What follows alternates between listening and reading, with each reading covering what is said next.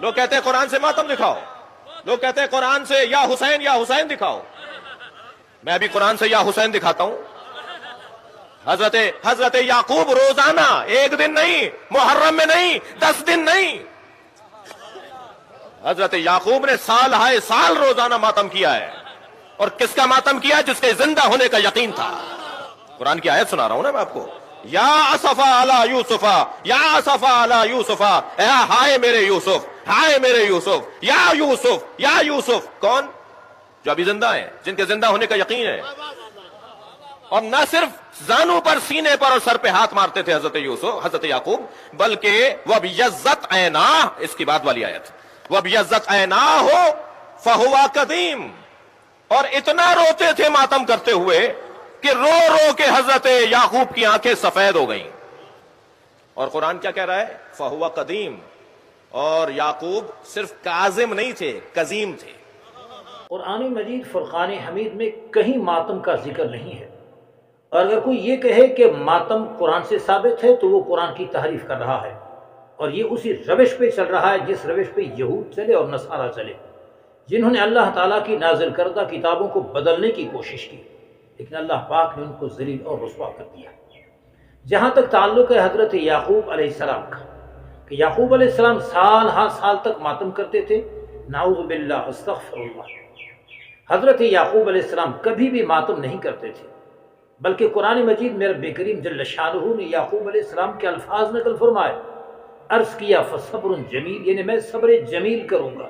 رب کی طرف سے تکلیف آ گئی، مصیبت آ گئی، میں واویلا نہیں کروں گا، میں شور نہیں مچاؤں گا، میں اپنا چہرہ نہیں پیٹوں گا، میں بال نہیں نوچوں گا، میں گریبان نہیں پھاڑوں گا، میں اپنے آپ کو زد و کوب نہیں کروں گا، بلکہ حکم الہی کے سامنے میرا سر تسلیم خم ہوگا اور میں صبر جمیل کروں گا. اسی طرح قرآن مجید میں رب کریم جل شانہ نے یعقوب علیہ السلام کے دوسرے الفاظ نقل فرمائے، انما اشکو بثی وحزنی الی اللہ، کہ میں اپنی پریشانی اور غم کی شکایت بارگاہ رب میں رکھتا ہوں. ماتم یہ ہے کہ غم رب کی طرف سے آئے، بندہ شکایت لوگوں سے کرے، یہ منع ہے. اور صبر یہ ہے کہ مصیبت رب کی طرف سے آئے، بندہ اللہ کے دربار میں شکایت کرے. لہٰذا رب کے دربار میں غم کی شکایت کرنا بے صبری نہیں، بلکہ یہ صبر ہے. غیروں کے سامنے رب کی مصیبت کا شکوہ کرنا، شکایت کرنا، یہ منع ہے، یہ ماتم اور سوگ ہے. اور مزید فرمایا وَأَعْلَمُ مِنَ اللَّهِ مَا لَا تَعْلَمُونَ، حضرت یعقوب علیہ السلام نے فرمایا میں جو رب سے جانتا ہوں تم نہیں جانتے. مراد میں یوسف علیہ السلام کا علم رکھتا ہوں، مجھے پتا ہے کہ وہ بخیریت ہے، مجھے پتا ہے کہ وہ کہاں ہے، لیکن یہ غم دکھ اس لیے ہے کہ فراق ہے. اور قرآن مجید میں اللہ کریم جل شان نے فرمایا یا اسفا علی یوسف، یوسف علیہ السلام پر افسوس. اب کوئی یہ کہے کہ یہاں پر وہ افسوس کا اظہار کرتے ہیں یا اسفا کہتے ہیں، شاید ہائے ہائے کرتے ہیں، شاید واویلا کرتے ہیں. نہیں، یہ واویلا نہیں ہے، بلکہ حقیقت حال یہ ہے کہ وہ غم کا اظہار کر رہے ہیں، اور یہ غم کے اظہار کا ذریعہ ہے. ہمیں شریعت مطہرہ نے جو کلمات غم میں عطا فرمائے وہ انا للہ و انا الیہ راجعون کے تھے. اگر یعقوب علیہ السلام کو یہ کلمات عطا کیے گئے ہوتے تو ضرور بارگاہ رب میں اپنے غم کا اظہار یوں کرتے انا للہ و انا الیہ راجعون، لیکن انہوں نے یا اسفا کہا، اور اس کو ماتم پہ ہرگز معمول نہیں کیا جا سکتا، اس لیے کہ ماتم میں جو چیزیں کی جاتی ہیں وہ اور ہیں، اور زبان سے محض یوسف علیہ السلام کا نام لے کر افسوس کہنا یہ بات اور ہے. حضرت یعقوب علیہ السلام کہنے لگے یا اسفا علی یوسف، یوسف علیہ السلام پر افسوس. وَابْيَضَّتْ عَيْنَاهُ مِنَ الْحُزْنِ، اور یعقوب علیہ السلام کی آنکھیں خشک ہو گئیں غم کی وجہ سے، روتے روتے.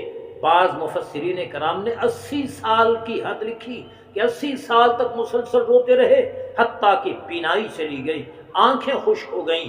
لیکن یہ ماتم نہیں، یہ بے صبری نہیں. کسی غم میں آنسوؤں کا آنا ماتم نہیں کہلاتا، بلکہ یہ محبت کے آنسو ہوتے ہیں. احادیث مبارکہ میں ایسے آنسوؤں کا ذکر آیا، اور اگر اس کو کوئی ماتم پہ محمول کرتا ہے تو غلط کرتا ہے، اس لیے کہ اسی آیت میں رب نے فرمایا فَهُوَ قَزِيمٌ، اور وہ بڑے غم برداشت کرنے والے تھے. سو قرآن تو یعقوب علیہ السلام کو قزیم کہے، بہت غم برداشت کرنے والا.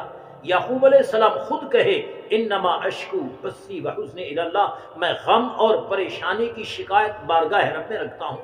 وہ خود کہے فصبر جمیل، میں صبر جمیل کرتا ہوں، اور دوسرا الزام لگائے، بہتان لگائے، اور اللہ کے نبی کی شان میں نازیبہ کلمات کہے کہ یعقوب علیہ السلام ماتم کرتے تھے، کبھی گھٹنوں پہ ہاتھ مارتے، کبھی سر پہ ہاتھ مارتے، کبھی سینے پہ ہاتھ مارتے۔ کہاں ہے؟ یہ قرآن ہے جو واضح طور پر واشگاف حضرت یعقوب علیہ السلام کا رویہ، کردار اور طریقہ کار حضرت یوسف علیہ السلام کی گمشدگی کے وقت بیان فرما رہے ہیں۔ اللہ پاک ہمیں حق سمجھنے کی توفیق عطا فرمائے۔